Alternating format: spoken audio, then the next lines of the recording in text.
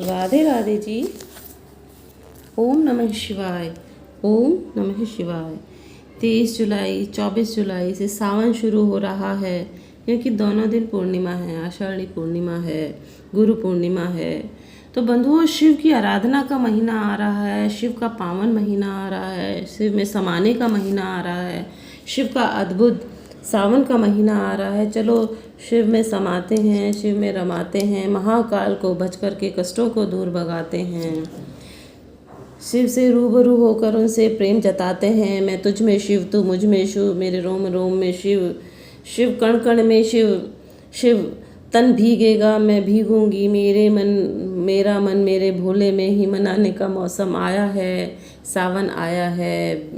भीगी हैं अखियाँ मेरी, भीगी हैं सखियाँ मेरी, रोम रोम मेरा नाच रहा, नाचे भोले को, नाच नाच कर मैं भोले को रिझाऊंगी। सकीरी सावन आया है, सकीरी सावन आया है। समस्त भक्ति फॉर ऑल परिवार, जो भी मेरी छोटी सी फैमिली है, बहुत बड़ी मेरी फैमिली है ना, भक्ति फॉर ऑल की जो फैमिली है, उन सभी को मैं सावन के महीने की हार्दिक शुभकामनाएं देती हूँ। आप सभी को मेरी तरफ से बहुत बहुत बहुत हैप्पी सावन। और साल का सबसे उत्तम महीना है सावन। हिंदू पंचांग का 5वां महीना है सावन, जिसे हम श्रवण मास के नाम से जानते हैं।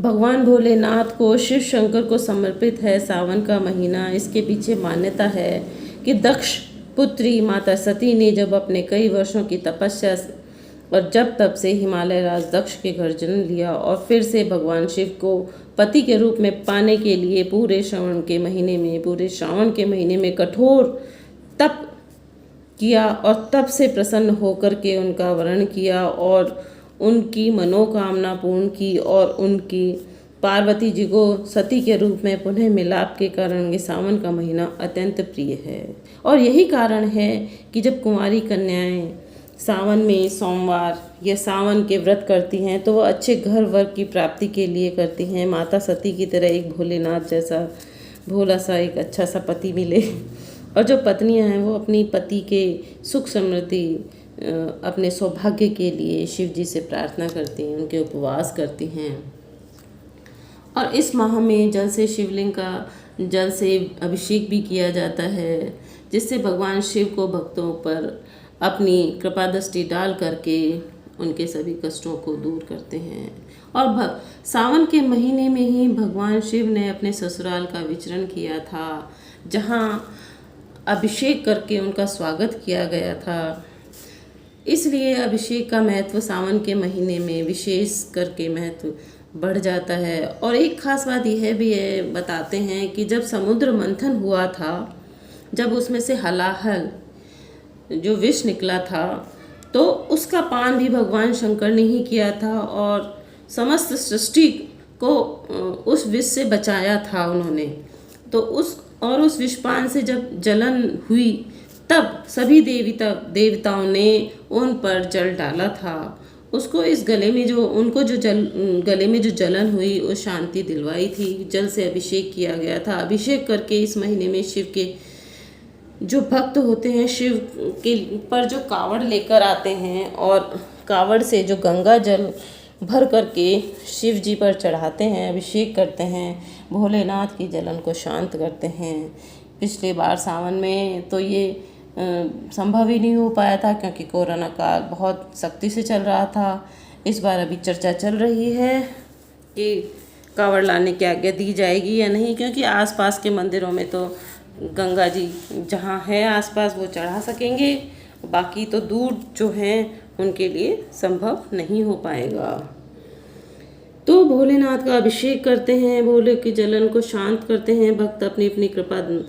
भक्तों पर जो शिव अपनी कृपा दृष्टि डालते हैं, उनके सब कष्ट दूर करते हैं। तो बोलिए मेरे साथ, सभी बोलिए, जो भी मुझे सुन रहे हैं सब बोलिए, हर हर महादेव, हर हर हर हर हर हर महादेव, जय शिव शंभू। बंधुओं, देखा जाए तो वर्षा ऋतु है, चौमासा आ गया है और इस दौरान भगवान विष्णु भी अपनी योग निद्रा में चले जाते हैं।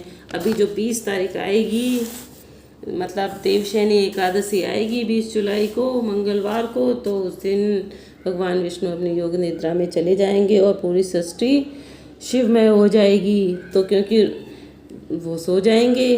हालांकि उनकी एक लीला है, लेकिन काम सभी चलते हैं कि रुद्र और शिव इनके अधीन हो जाते हैं क्योंकि वो सो जाते हैं। तो और भक्त भोलेनाथ को प्रसन्न करने के लिए कई प्रकार के उपाय करते रहते हैं और करने भी चाहिए।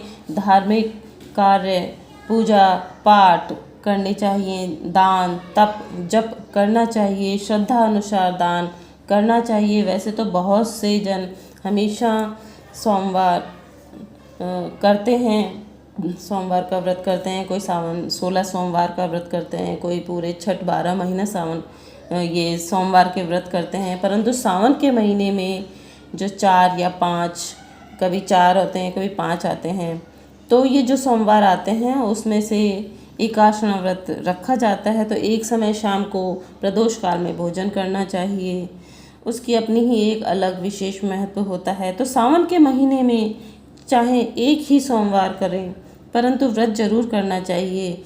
1 करें, 2 करें, 4 या 5 4 या 5 सोमवार आ रहे हैं तो 5 कर सकते हैं, 3 नहीं करने चाहिए, बताते हैं। बाकी आपको अपनी मर्जी पर, आपकी जो इच्छा है उसी पे डिपेंड करता है कि आप कितने करना चाहते हैं, 1 सोमवार या 2, 4 या 5। तो ये जो सावन का महीना है वो 25 जुलाई से लग जाएगा। 23 और 24 जुलाई को दोनों दिन पूर्णिमा रहेगी और उस दिन से शिव की पूजा आरंभ हो जाती है और 26 जुलाई को पहला सोमवार आ जाएगा। और इस महीने सावन में 4 ही सोमवार पड़ रहे हैं। 26 जुलाई को जैसे पहला सोमवार आएगा, मैंने एक पहले भी वीडियो में ये बताया था कि और दूसरा 2 अगस्त को आएगा, तीसरा 9 अगस्त को और 16 अगस्त को आएगा। अब 22 अगस्त को तो हमारी रक्षाबंधन ही आ जाएगी, तो पूर्णिमा उस दिन हो जाएगी, तो सावन का महीना पूर्ण हो जाएगा। अब सावन के महीने में क्या है, थोड़े आपको नियम कानून जो भी हैं अपने भगवान की पूजा का है वो सब आपको रखना चाहिए कि सुबह नित्य सवेरे जल्दी उठें। इसमें क्या है कि सावन का जो महीना होता है इसमें पूरे महीने व्रत रखना चाहिए। स्कंद पुराण में 30 अध्याय हैं, अतः सावन का जो महीना है उसमें प्रत्येक दिन स्कंद पुराण के 1 अध्याय को पढ़ना चाहिए, या श्रावण मास का महात्म्य जो आता है वो पढ़ना चाहिए। इस मास की समस्त तिथियां व्रत रहित व्यतीत न करनी चाहिए, क्योंकि हो सकता है कि हर तिथि में कोई ना कोई अच्छी तिथि होती है, तो करें। प्रतिदिन ब्रह्म मुहूर्त में स्नान आदि करके निवृत्त हो जाएं, इंद्रियों को वश में रखें और स्नान आदि करके शिव पूजा करें। स्नान करके स्वच्छ वस्त्र धारण करें। प्रतिदिन शिव मंदिर जाकर शिव की पूरी श्रद्धा से पूजा करें। नियम पूर्वक शिव जी के बेल पत्र जो प्रतिदिन निश्चित संख्या में 5, 11, 21, 31, 51, 108 जो भी हों, और अर्क पुष्प, आंकड़े के जो पुष्प होते हैं वो चढ़ाने का संकल्प लें। पूरे मास उसी संख्या में बिल्व पत्र और अर्क पुष्प चढ़ाएं और पूजा करें। श्रावण मास में अर्क पुष्प जो होते हैं, आंकड़े के पुष्प होते हैं, वो बड़ी कठिनाई से प्राप्त होते हैं, अतः संख्या जो भी रखें आंकड़े के पुष्प की आप सोच विचार करके निश्चित ही रखें। कम से कम ही रखें कि 5 चढ़ाने हैं कि 11 चढ़ाने हैं, क्योंकि मिल नहीं पाते हैं। तो इस माह में रुद्राष्टाध्यायी जो पाठ है वो द्वारा शिव जी का पंचामृत से अभिषेक करें, एवं शिव जी का जो रुद्रपीठ द्वारा सहस्त्रधारा से अभिषेक करें। सहस्त्रधारा अभिषेक है तो तांबे के कलश के चौड़े पैंदे में 1101 छोटे छोटे जल निकलने लायक छिद्र करवा लें।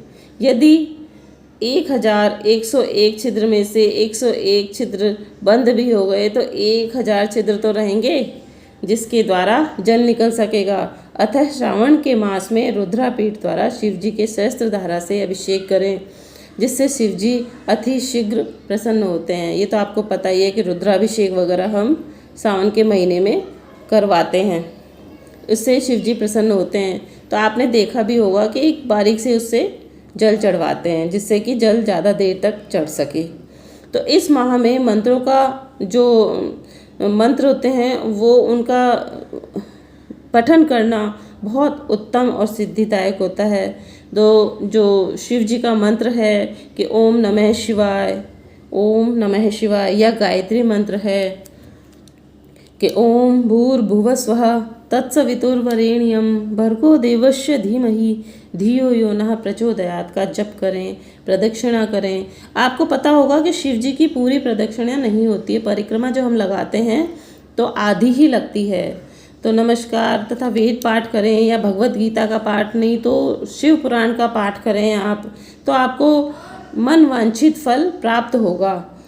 पुरुष शुक्तम का जप करें, अधिक फलदायक होगा। इस माह में बिल्व वृक्ष और कल्प वृक्ष का भी पूजन करना चाहिए।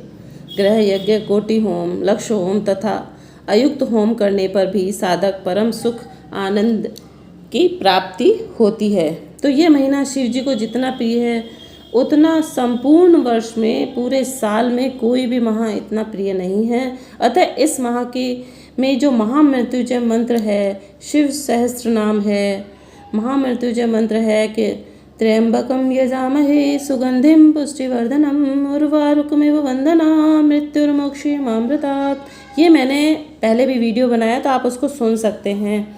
रुद्राभिषेक है, शिव मोहिनी स्त्रोत है, शिव तांडव है, महामृत्युंजय मंत्र का सहस्त्र नाम है, आदि मंत्रों का जाप जितना कर सकते हैं करें। किसी विद्वान या ईमानदार ब्राह्मण से आप करवा सकते हैं। तो इस मास में अगस्त नक्षत्र का उदय होता है।